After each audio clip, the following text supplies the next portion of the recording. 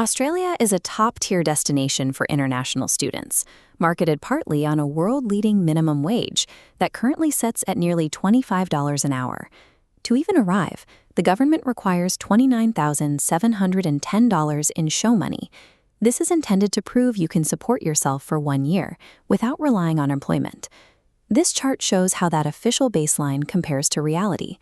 For a student in a city like Sydney, the actual yearly burn rate, including rent and groceries, easily clears $42,000. Bridging that $13,000 gap is complicated by the law. Your student visa strictly limits you to 48 hours of work per fortnight during the semester. If you arrive without a strategy, Australia becomes a financial trap.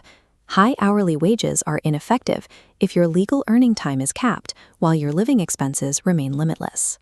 Succeeding here requires you to treat your degree like a business venture, shifting your mindset from basic budgeting to a strict profit and loss analysis. In this P&L, you have control over 3 specific levers. First, your local geography.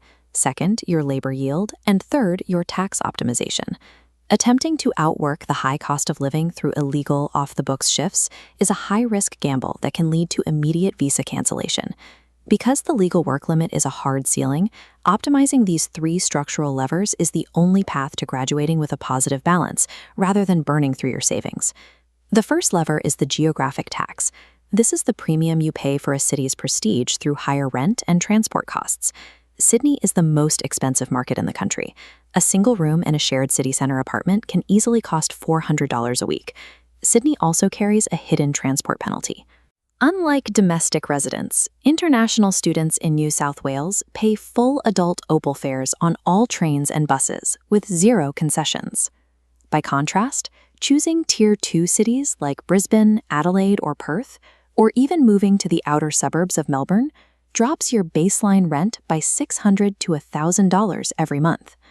These regions offer specific infrastructure benefits, like Queensland's 50-cent flat fare for all public transport, or Melbourne's free tram zone in the city centre. This matrix shows the cash flow difference. Sydney residents lose nearly $1,000 more per month than Tier 2 students. At minimum wage, that gap equals 36 hours of physical labor you avoid performing every single month. Choosing a high-cost CBD location consumes your entire legal work allowance just to stand still. The second lever involves decoupling your income from the standard minimum wage baseline. Most students default to hospitality or delivery roles, which pay the entry-level rate of roughly $25 an hour. The math for these roles is difficult. Working the maximum 48 hours a fortnight at the baseline rate rarely covers the full cost of living in a major Australian city. To gain financial breathing room, target specialized roles that offer a significantly higher hourly yield.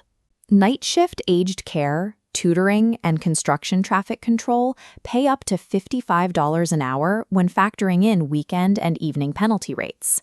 Qualifying for these roles requires an initial investment in local certifications, like a white card for construction or a Certificate 3 in individual support.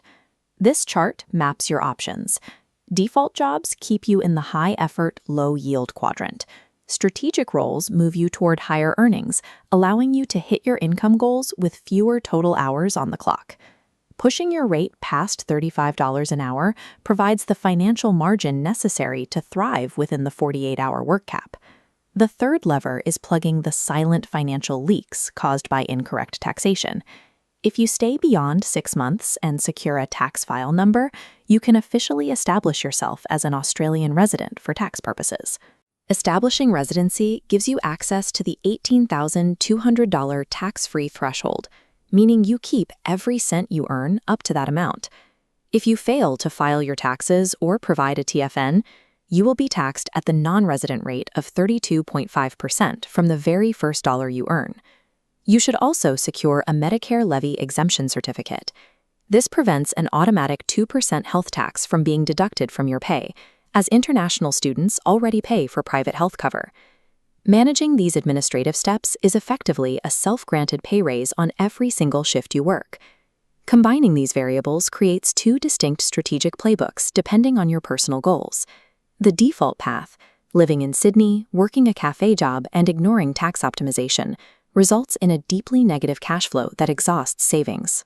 But the optimized path, selecting a Tier 2 city, targeting specialized jobs, and claiming exemptions, moves you into a healthy surplus. For the budget-conscious optimizer, the playbook is simple. Avoid Sydney and focus on Queensland or the Melbourne suburbs for immediate relief on rent and transport. If you are an earning-focused hustler, your priority is securing local certifications the moment you land. High-yield roles are the only way to decouple your income from the fortnightly work limit. Survival on a student visa is less about working harder and more about selecting the specific geography and labor market that fits your financial requirements. Beyond your immediate weekly income, there is a secondary pool of capital that builds in the background while you work.